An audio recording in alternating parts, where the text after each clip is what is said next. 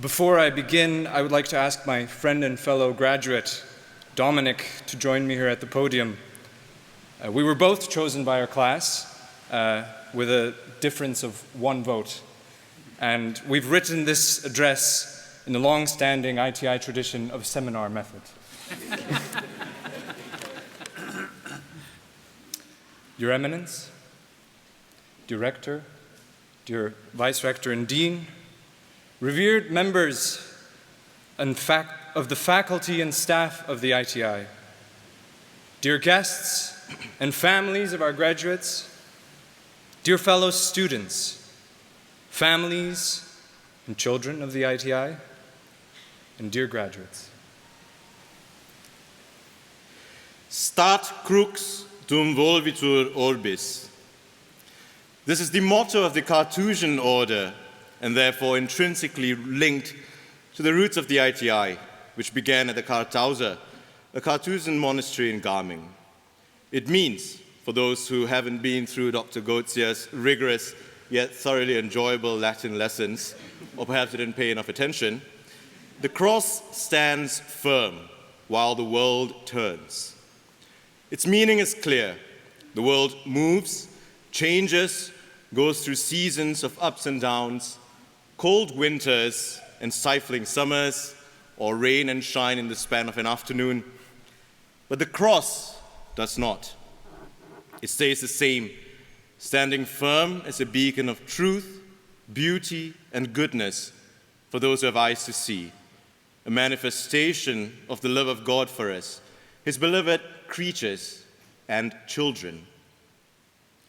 We've certainly been asked many times in the last few months about our plans and hopes by well-meaning friends and relatives. But as we move on and begin a new chapter in our lives, as faithful Christians, the question becomes existentially real. What will you do? How will you contribute to the life of the church and the world? But are these the right questions? The ever-turning world, in its pursuit of efficiency and progress, struggles to comprehend the stability of the cross. There is a lie that Satan whispers through the world to us. He whispered it even to Christ himself during his temptation in the desert. Our identity, he says, who we are, is determined by our success, by our accomplishments, our possessions, and our reputation. In the words of Henry Nalpon, whose writings have strongly impacted me, especially in these last years of studies, I want to remind us emphatically, it's a lie! Who you are is not based on what you do, what you have, or what people say about you. Our existence is based simply on the love of God. As baptized Christians, we are first and foremost beloved children of God. Knowing this, do I truly believe it? Do we realize that at our baptisms, like for Jesus, the heavens opened and the voice of the spotter spoke and continues to speak to each one of us? You are my beloved daughter. You are my beloved son, in whom I find my joy, as our beloved Danylo loved to translate the verse. This is our identity.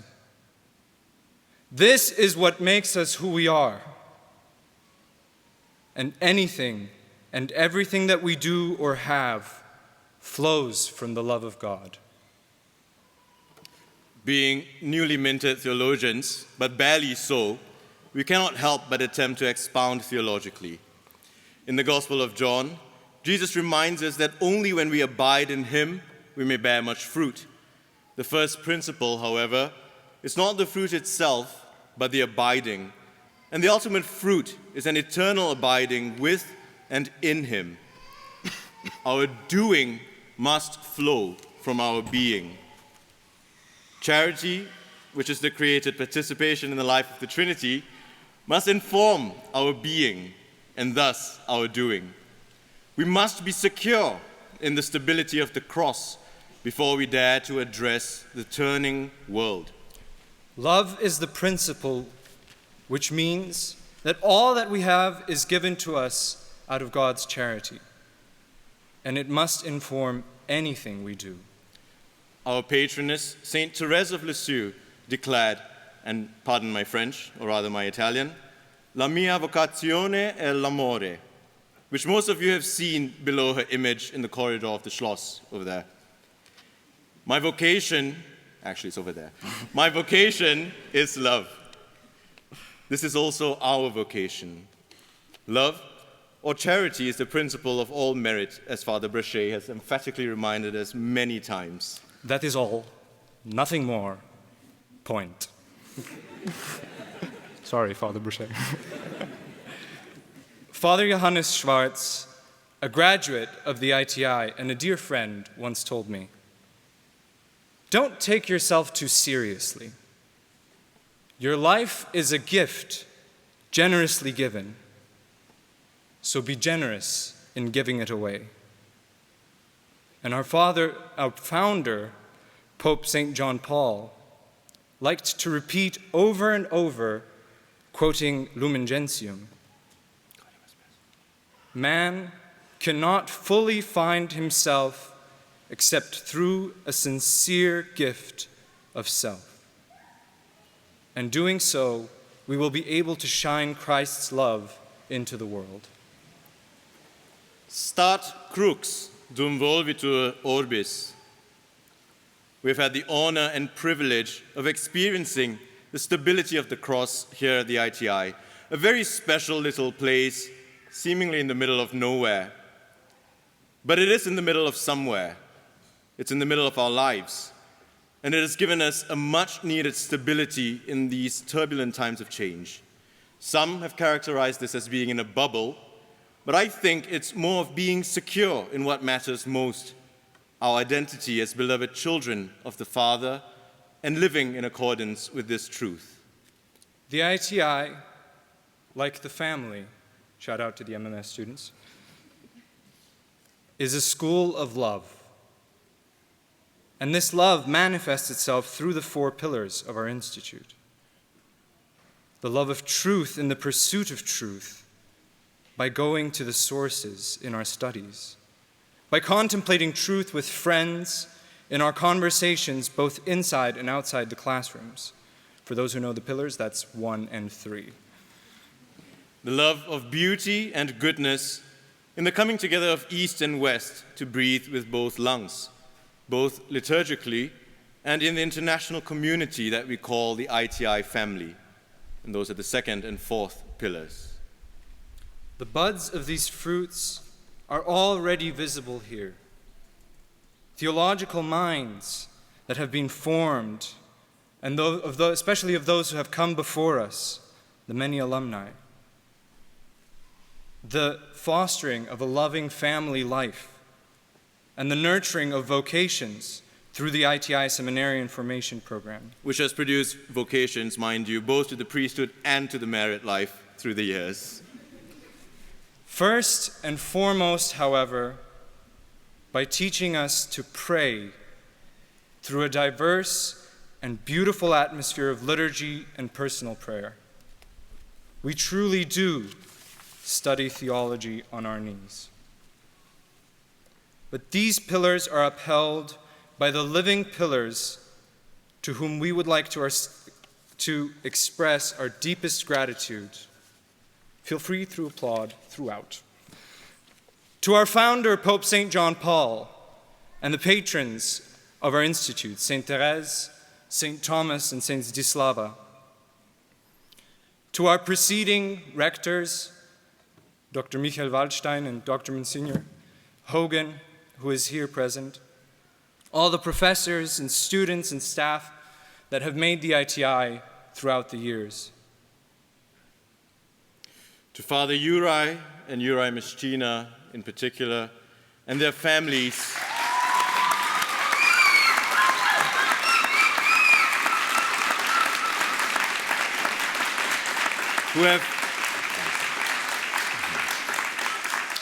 who have sacrificed much and support the ITI family in more ways than we could possibly fathom. To our current rector, Dr. Goizau, and the administration, for all the work they do to keep the ITI running, especially in these times. To our professors, for their incredible love for the truth, their love for the church and the teaching, and for us, their students. On behalf of all, we would like to thank especially Danylo, who in her life embodied this love.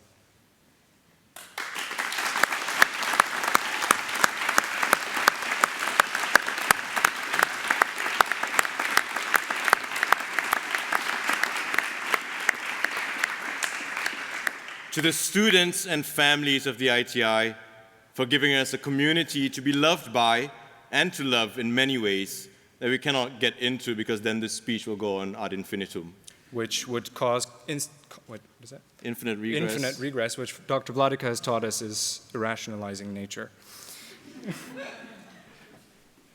To our dear Franz Janer, who has, with tireless effort and selfless sacrifice, made our surroundings a place of beauty and taught us by his hidden acts of giving. Woo!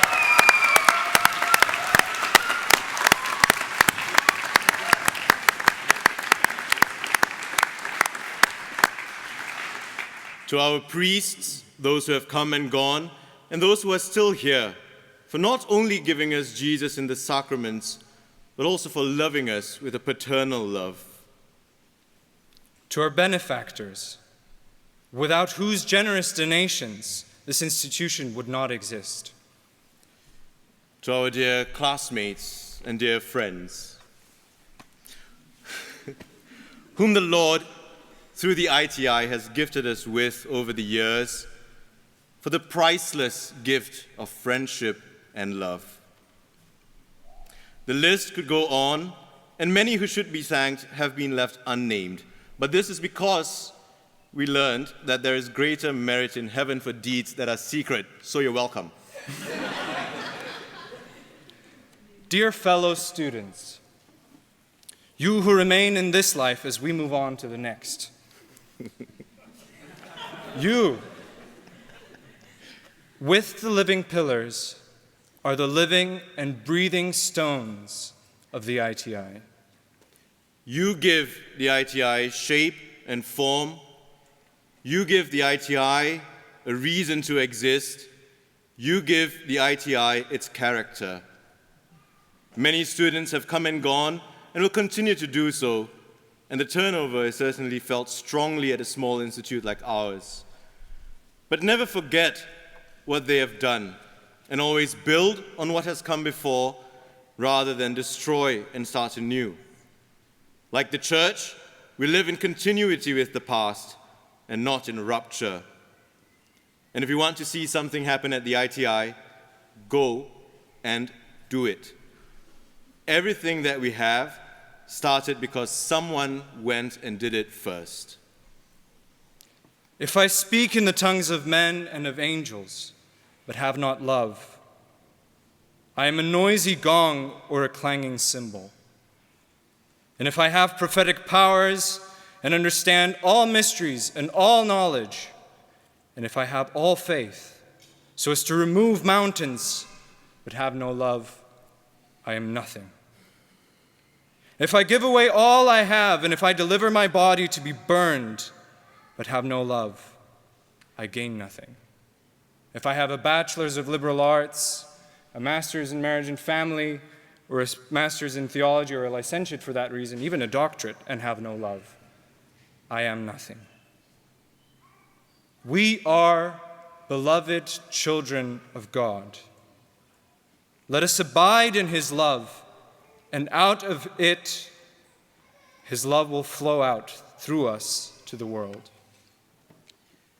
And so, the Kartauser lives on in Trumau, in the living out of the Carthusian motto. Let us always cling to the cross in love as we go out into the world or as we remain at the ITI. Stat crux, dum volvitur orbis. Thank you.